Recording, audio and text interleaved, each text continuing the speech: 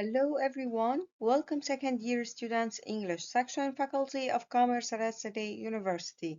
This is Reem Sobhi. I'm a teaching assistant at Insurance Statistics and Mathematics Department.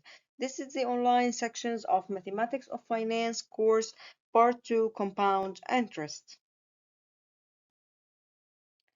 In this section we will make a revision on the course.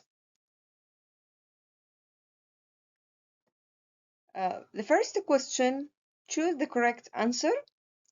If $22,000 is invested for 65 days at 11% compounded daily, then the future value is, in this example, he's giving you the present value.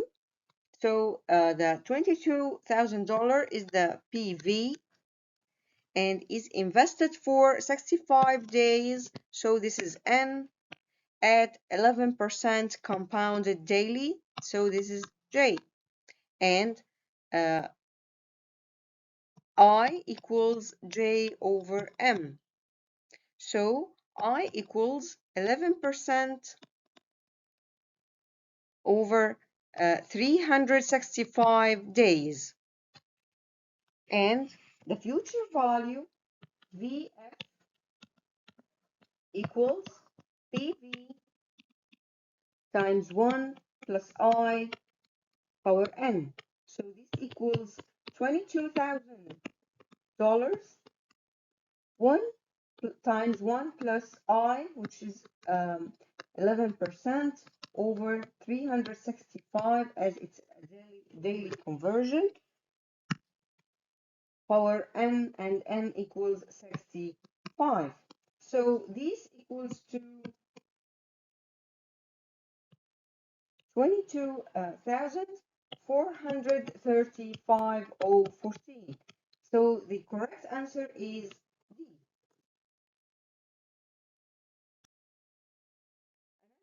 Example, payments of $11,000 due in 18 months ago and $13,000 due in 18 months are to be replaced by two payments due 9 and 12 months from today. So we have four debts here, and we can draw our timeline. So this is now at 0, and 18 months ago there was a debit of $11,000, and after 18 months from now there will be another debt equals $13,000. These old debts will be replaced by two new ones, one at 9 months and the other one would be at 12 months. We can say that the first payment is to be half the amount of the second payment. So we didn't know the value or the amount of these two payments. So, but we know that the first payment at the 9 months would be half of the second payment at the 12 months. So we can say that the first payment would be X and the second one would be 2X, or half X and X. This is the same. Now we won't solve our problem. In this question is asking you about the value of the old debts at the focal date, and in the example, he's telling you that the money is worth 6%. So this is J compounded quarterly. So M equals 4, and I equals J over N. So 6% over 4 equals 0.015. Again, putting focal date now, so this is the focal date. So the old obligations or the old debts equals the new debts. So old debts equals the new one. The old debts are $11,000 18 months ago, and the focal date is now, so we will bring the future value for these debts. And the second debt is $13,000 after 18 months from now, so we will have to get the present value for these debts. So for the old debits, we can say that 11,000, sorry, times 1 plus I, which is 0.015 power n, and n here 18 months, and the conversion period is 4 times a year.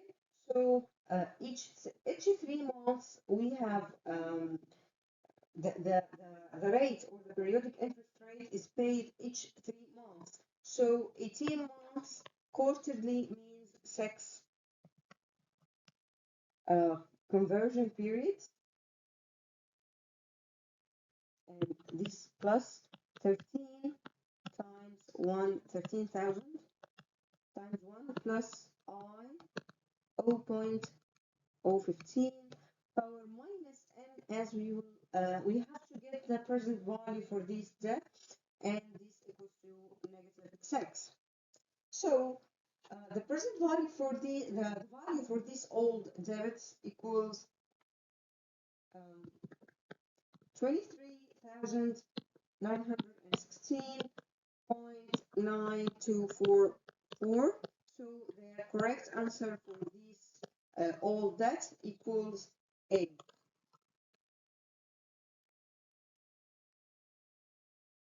The size of the second payment equals, from the previous question, we get the value of the old obligations or old debts, and this equals to 23,916.09244.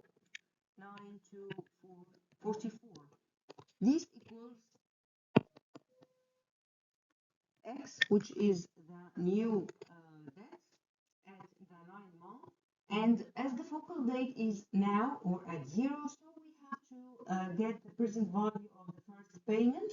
So X times 1 plus I 0.015 power minus n, and n here equals to 3, as it's 9 months and the rate converted quarterly, so 3. We have 3 quarters in 9 months, and the second payment equals 2x at 12 months, so we have 4 quarters, so n equals 4. So 2x times 1 plus I power minus 4, because we have to get the present value also for the second payment. Again, this is the value of the old debts.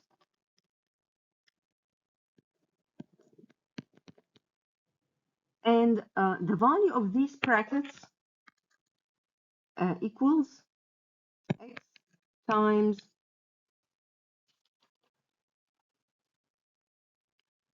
2.84068544. But be careful that there is a 2 here multiplied by x and multiplied by these brackets. So we multiply 2 times this bracket, and the result is added to this bracket, and then we get this value. So x equals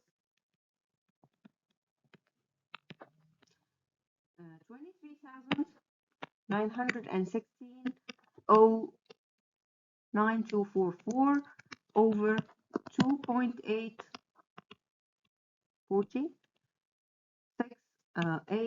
68544, and this equals to 8,419.044. 0.4202. So this is equals to D. So the amount of the first payment equals to D. And the size of the second payment is 2x, and we already get x, so we can times this value by 2. So 2x equals 2 times 8419.4202, and this equals to 16838.8404. So this B. So the correct answer is B. An annuity of $2,000 each 6 months for 5 years in a bank that pays 10% converted semi-annually. So in this example, we have an annuity with $2,000 each 6 months. So this is R, and it's made each 6 months means twice a year, so M equals 2. And this for 5 years, so N equals 5 times 2 equals 10. In a bank pays 10%, so this is J converted semi-annually, then I equals 5%. As J over M, 10% over 2 equals 5%. The first question is asking you about the present value of this annuity if it's paid at the end of each 6 months.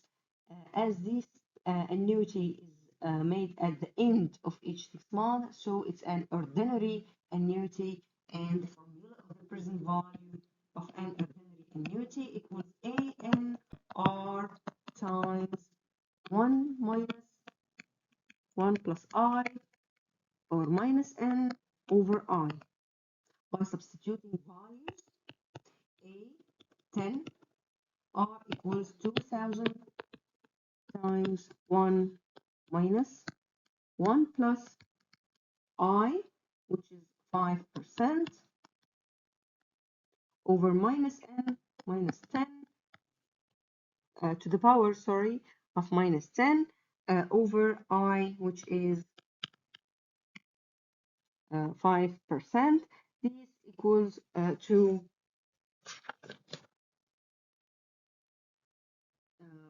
15,434 0.470.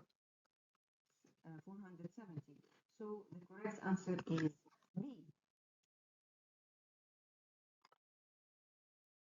The present value if it's paid at the beginning of each 6 months. And this question is asking you to find the present value of this annuity with $2,000 if it's made or paid at the beginning of each 6 months. So it's an annuity due. So the value of the formula of the present value of the annuity due equals AN due R times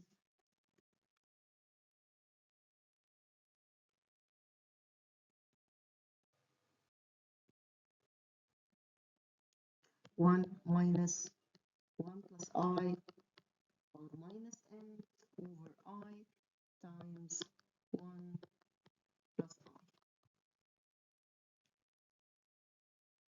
And this equals by substituting values. So A, the present value of an annuity due equals 2000 times 1 minus 1 plus I power minus N over I times 1 plus I. So this equals to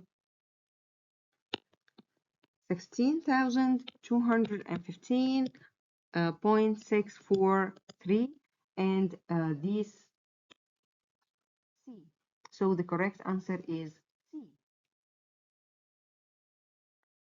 The future value after 7 years if it's paid at the end of each 6 months. In this question, he's asking you to find the future value after 7 years. So this annuity would be paid till 5 years, and after that it would be stand for 2 years. So it's an forborn annuity. So the future value for forborn annuity equals to SN forborn R times 1 plus I power n minus 1 over I times 1 plus I power b, and b is the forborn period, and the forborn n here equals 10, as we get at the first questions. But here b is equals to 4, because the whole payment period is 5 years only, and as it's compounded or converted semi-annually, so 5 times 2 equals to 10. And we have 2 years, 7 years means 14, 10 of them for N, and 4 of them are for B, which is the forborn period. By substituting values here, we get 2000 times 1 plus I power n, which is 10 for 5 years, and converted semi-annually, so 5 times 2 equals to 10, minus 1 over I times 1 plus I power b, and b here equals to 4, which are the extra 2 years than 5 years, times 2, so 2 times 2 equals 4, and this equals to 30,577.014, and the correct answer is C. Again, find the future value after 7 years, but in this case, the annuity is paid at the beginning of each 6 months, so it's an ordinary, it's an annuity due, but forborn. So S forborn due equals R times 1 plus I power n minus 1 over I times 1 plus I. This is the annuity due. And by adding or by multiplying times 1 plus I power b, this is an annuity due forborn. By substituting values, we get 2000 times 1 plus I power n, and n here equals to 10, as 5 years times 2, because it's semi-annually, equals to 10 minus 1 over I times 1 plus I times 1 plus I power b, and b here equals 4, because the 2 years times 2 equals 4, and this equals to 3205.865, and this equals to D. So the correct answer is D. Another example, if the future value of $10,000 is invested for 4 years is 16,047.06 with interest compounded semi-annually, what is the periodic rate I, and the nominal rate of interest J? Here we have the present value PV and the future value FV, and we have N, which is 4 years times 2, so it's 8, because it's compounded semi-annually. He's asking you about I, or the periodic rate, and also J. And as you know that M equals 2, so we can get J from I. So FV equals PV times 1 plus I power N. The future value is for 7.06 equals 10,000 times 1 plus I power N equals to M. In order to get I, we can say that FV over PV power 1 over N minus 1. So by substituting these values, we can get that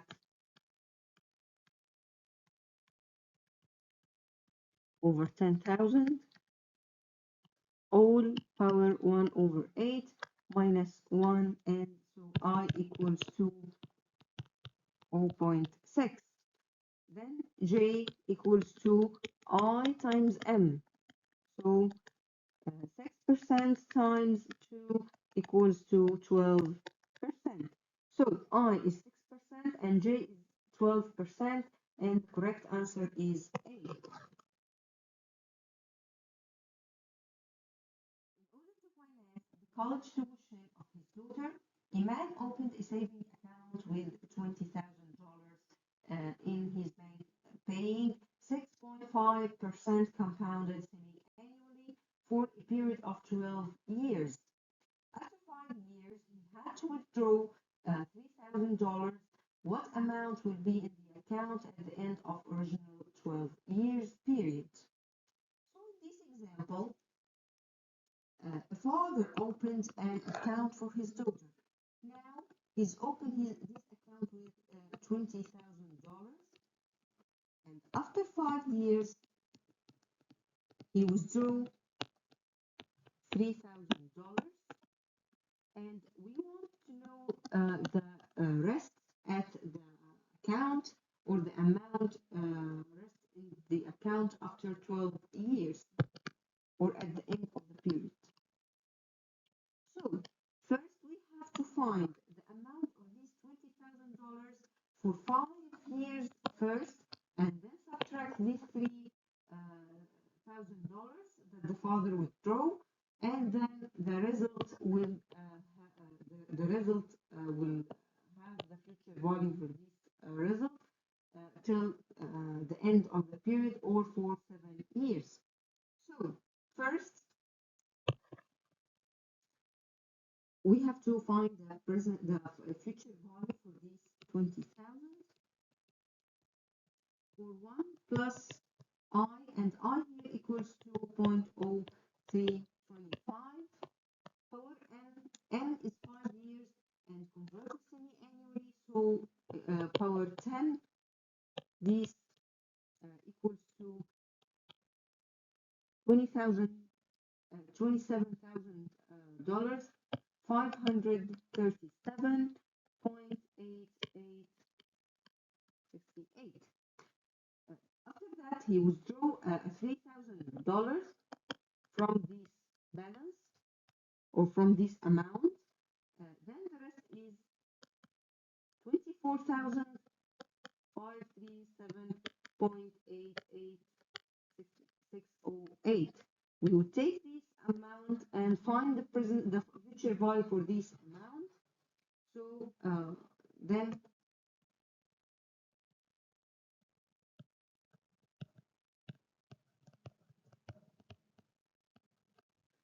times 1 plus I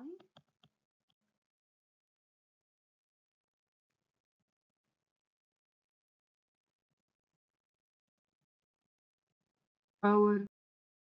What is the future value of $3,000 for 5 years at 10% compounded continuously?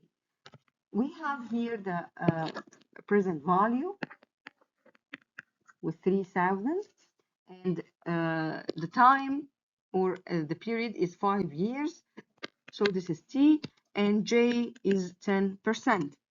As it's converted continuously, so then the future value FV equals PV times E power J times T, by substituting PV equals 3000 times E power J, which is 10%, times 5, this is T, and this equals to 4946.16, and the correct answer is A.